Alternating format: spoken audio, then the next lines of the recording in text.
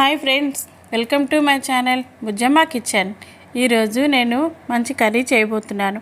అదేమిటంటే అరటికాయ పిడుపు. ఇప్పుడు తయారీ విధానం చూద్దాం. తయారు చేసుకునే విధానం అండి చూపిస్తున్నాను.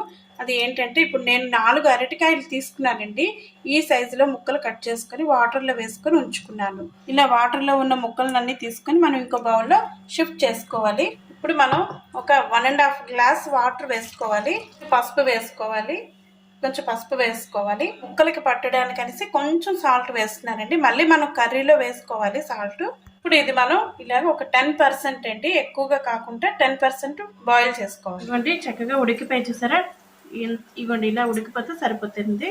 అయిపోయిందండి, అరటికాయ చక్కగా బాగా ఉడికింది. మనం ఇందులో నుంచి వాటర్ అంతా సపరేట్గా చేసుకోవాలి. ఈ వాటర్ అంతా మనం ఇలాగ తీసేసుకోవాలి. మనం అరటికాయ కర్రీ చేసుకోబోతున్నామండి. అది ఎలా చేసుకుంటున్నామో చూపిస్తున్నాను. 3 స్పూన్స్ ఆయిల్ వేసుకోవాలి. ఆవాలు జీలకర్ర వేస్తున్నాను, కొంచెం కొంచెం వేసుకోవాలండి. అలాగే 3 పచ్చిమిరపకాయలు పొడుగ్గా సన్నగా కోసుకొని వేసుకోవాలి. అలాగే ఎండుమిరపకాయలు ఒక 3, శనగపప్పు కొంచెం వేసుకుంటే అప్పుడు మనం కూర తింటున్నప్పుడు నోట్లోకి వస్తుంటే చాలా బాగుంటుందండి దాని టేస్ట్. కొంచెం వెల్లుల్లిపాయలు వేసుకోవాలి. అలా చేసుకొని వేసుకోవాలి. ఉప్పులన్నీ బాగా వేపుకోవాలి. చిన్న ముక్కలు ఉల్లిపాయలు కట్ చేసుకొని 3 ఉల్లిపాయలు తీసుకున్నాను, చిన్న ముక్కలుగా కట్ చేసుకొని వేసుకోవాలి. ఈ కూరకి ఉల్లిపాయలు వేసుకుంటే బాగుంటుంది. ఉల్లిపాయలు వేసుకుంటే చాలా బాగుంటుందండి. బాగా వెర్రగా వేసుకోవాలి ఉల్లిపాయలు. అలాగే కొంచెం కరివేపాకు కూడా వేసుకోవాలి. ఈ అరటికాయ కూర చాలా బాగుంటుందండి. అరటికాయ కూరతో ఎలా చేసుకున్నా మనకి బాగుంటుంది. చాలా వెరైటీస్ చేసుకోవచ్చండి కర్రీ. అరటికాయ కూరతో చాలా వెరైటీస్ చేసుకోవచ్చు. అప్పుడు పూర్వం మన అమ్మమ్మలు నాన్నమ్మలు చేసేవారు ఈ కూర.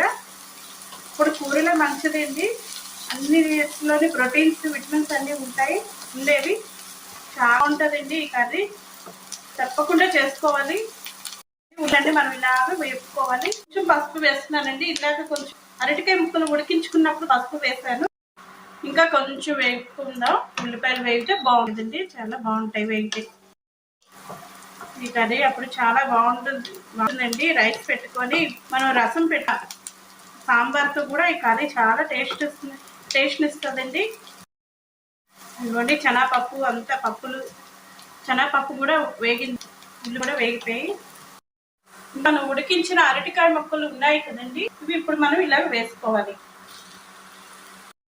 ఇవ్వండి ఇలాగా మనం వేపుకోవాలి. ఇందులో ఆయిల్లో బాగా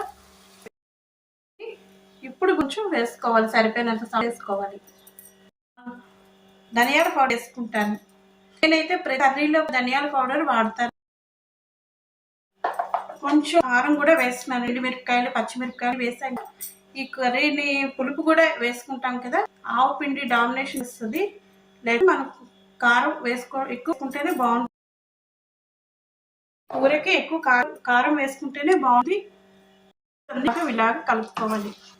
ఇవి ఎక్కువగా ఫ్రై అవసరం లేదండి. కొంచెం మనకి ఉప్పు అన్ని బాగా పట్టే సరిపోతుంది. ఇలా వేపుకున్న తర్వాత కొంచెం ఇప్పుడు ఆవిడి పౌడర్గా చేసి నేను వేసుకుంటున్నాను. ఈ కూర అయిపోయినంత ఆవు పిండి వేస్తున్నానండి. నేను 1.5 స్పూన్ ఆవు పిండి వేసాను. ఎక్కువ ఉంటే మీకు చేదు వచ్చేస్తుందండి. ఎక్కువ వద్దు, ఒక ఇంత కూరకి సరిపోయినంత ఆవు పిండి వేసుకోండి. 1.5 స్పూన్ దీనికి యాడ్ చేశాను. బాగుంటుంది కర్రీ. అప్పట్లో చేసేవాళ్ళు ఎవరు చేసుకోవడం లేదు. చాలా మంచిది ఆవు పిండి వేసుకున్న కర్రీ.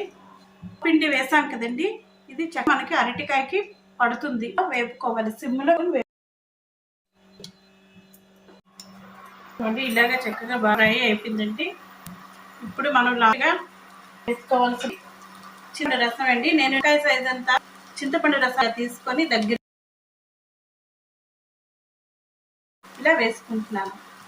ఆవు పిండి చింతపండు రసం బాగా పట్టినంత వరకు మనం చిన్న మంట చక్కగా ఇలాగ వేపుకోవాలి.